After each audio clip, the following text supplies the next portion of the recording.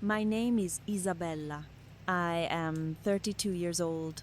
I live in Buffalo, New York, and I work as a high school literature teacher.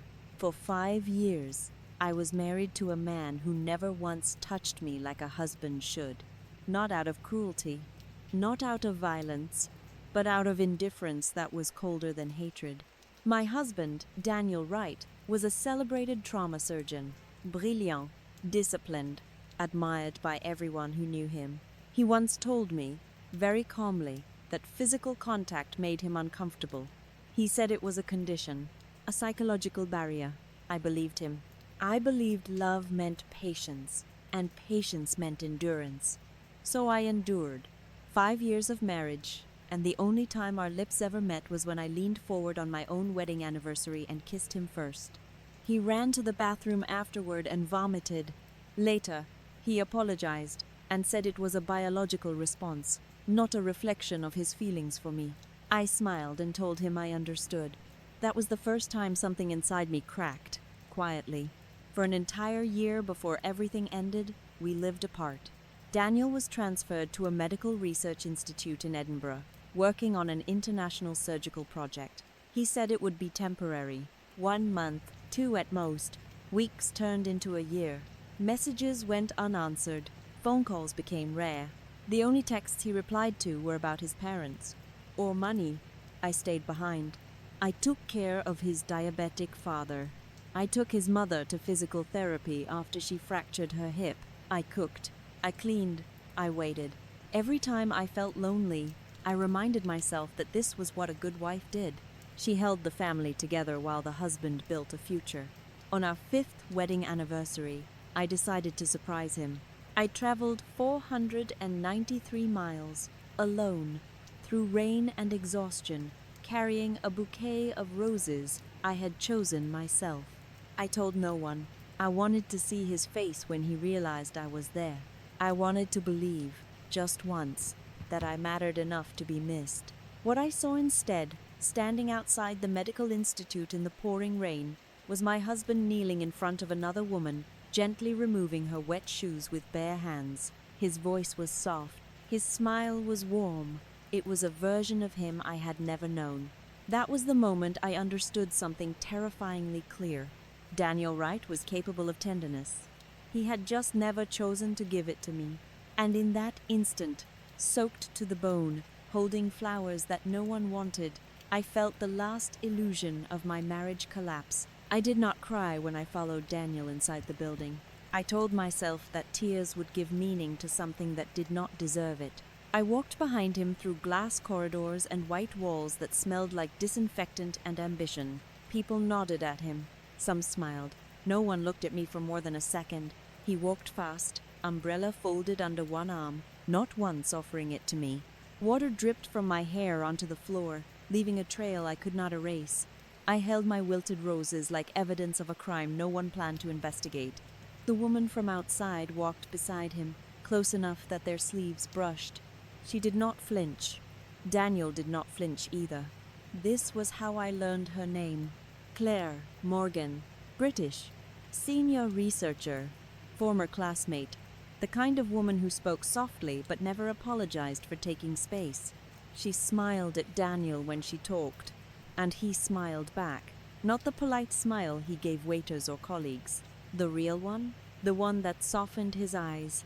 I had been married to this man for 5 years, and had never seen that smile.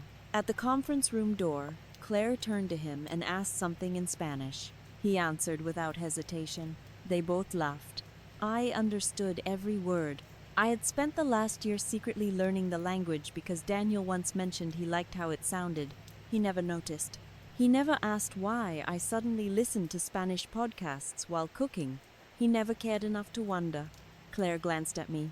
Then she asked again, still in Spanish, "Who is she?" Daniel replied, still smiling, "My wife. From back home?" From back home? Not my name, not my presence. A location. The meeting started. I was told to wait outside, so I waited. I sat on a plastic chair in a hallway that hummed with fluorescent lights. I watched people come and go. I checked my phone. No message. I checked the time. 1 hour passed. Then 2. The rain outside did not stop. My clothes dried stiff against my skin, leaving me cold and embarrassed. When the doors finally opened, no one acknowledged me. Someone asked Daniel if he was still single. Another joked about him and Claire being inseparable since medical school. Laughter followed. Daniel corrected them, casually, as if mentioning a detail about the weather. He said he was married. He gestured toward me. That was when people looked. Really looked. Surprise flickered across their faces. Discomfort. Curiosity. Someone said, "I am sorry." I did not know. Neither did I wanted to say. I did not know I had become invisible. We went to dinner afterward. A group of them. I was placed in the front passenger seat of a rented sedan while Daniel and Claire sat together in the back. They talked shop, research, grands, the future, all in Spanish. I stared out the window and counted traffic lights. I told myself this was temporary, that once we were alone, he would explain. He always explained. He always had reasons. At the restaurant, someone finally noticed I was shaking. A junior doctor offered his jacket. Daniel declined for me, saying I was fine. He said he would buy me something dry. He returned 15 minutes later with an expensive sweater that did not fit. Too tight across the shoulders, too long in the sleeves. I forced it on anyway. When I came back inside, the table was empty. I checked my phone. It was Claire's birthday. Daniel had gone ahead. Room A 1701. I took the elevator up without thinking. I did not knock. The door was slightly open. I saw the flowers first. Lily of the valley. Fresh. Impossible to find in this season. Then the box. Velvet. Jewelry. Someone teased him about always knowing what Claire liked. Someone joked that he would find stars in the sky if she asked. I stepped back before anyone noticed me. That night, Daniel's apartment felt nothing like a home. It was spotless. Neutral. The only color came from a dream catcher hanging by the door. I recognized it immediately. Claire had given it to him. There were 2 pairs of slippers by the entrance. One was not mine. He cooked me noodles, asked if I liked the taste. He sounded polite. Distant, like a host making sure a guest was comfortable. I asked him about Claire. He told me the truth in fragments. They had dated for 8 years. Almost married. She left to study abroad. He stayed. Timing was wrong. Life happened. He said it calmly, but his hand trembled when he spoke her name. That night, he held my hand for the first time without recoiling. I thought it meant something. Then he told me he was staying in Edinburgh permanently. I said okay. That surprised him. Later, his phone kept lighting up. He said Claire was afraid of storms, that he would go check on her, that he would be back soon. He did not come back. I booked the earliest flight home, folded the clothes he bought me, left the watch I had saved for 5 years to buy. I wrote a note, short, clean, final. When the plane took off, I removed my wedding ring and dropped it into the airport trash. By the time I landed, I was already someone else, and the woman who had waited 5 years for love no longer existed. I thought distance would make things clearer. I was wrong. Distance gave Daniel room to rewrite reality, and for a while, I let him. When I returned to Portland, everything looked the same. The narrow streets lined with maple trees, the small apartment we had shared, the bookshelf he insisted on organizing by height instead of genre. Familiar spaces should have comforted me. Instead, they felt staged, like sets from a life that had already wrapped filming. Daniel called 3 days after I landed. His voice was calm, controlled, almost gentle.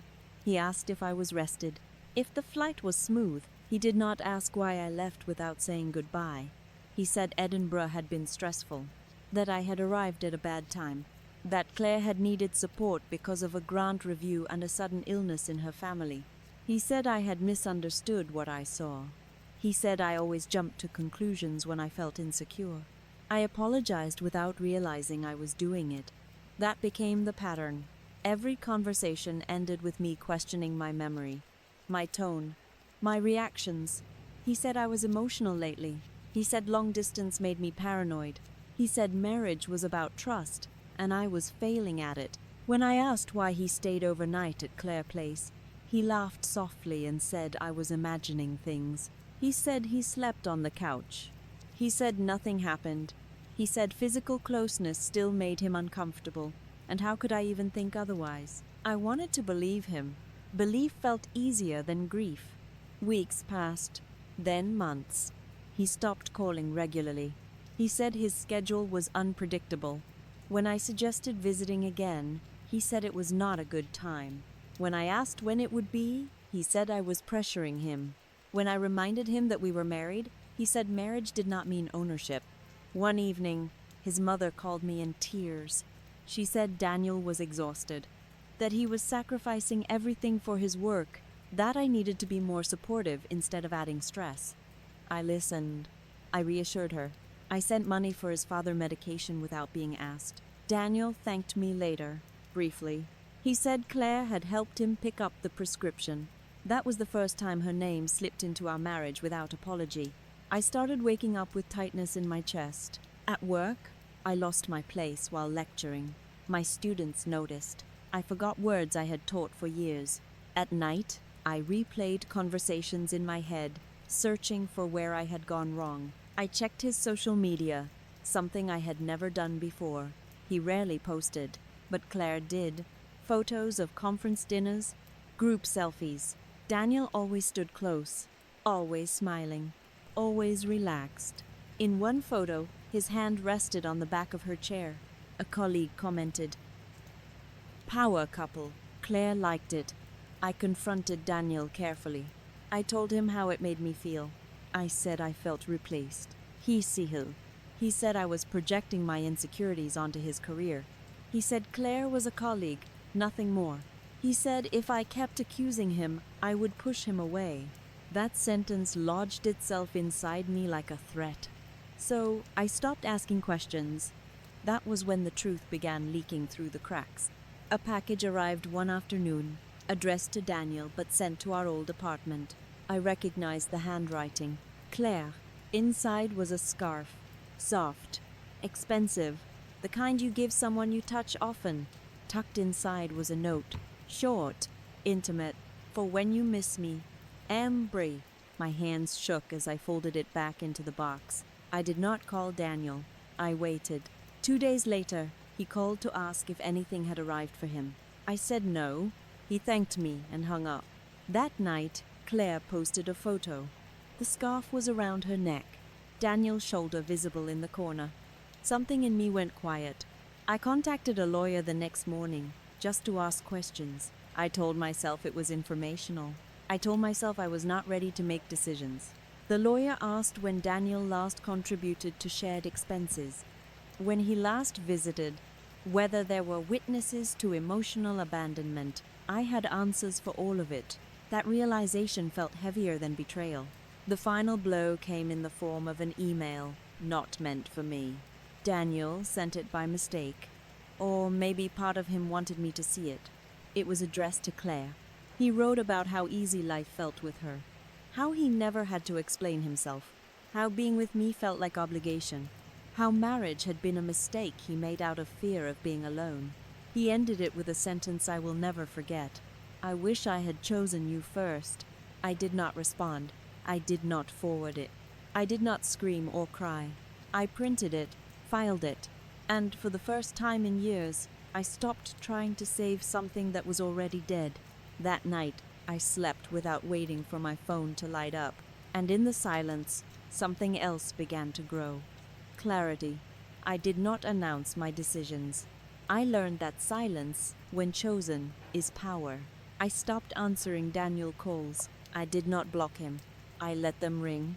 Let him wonder if the distance he created had finally become permanent.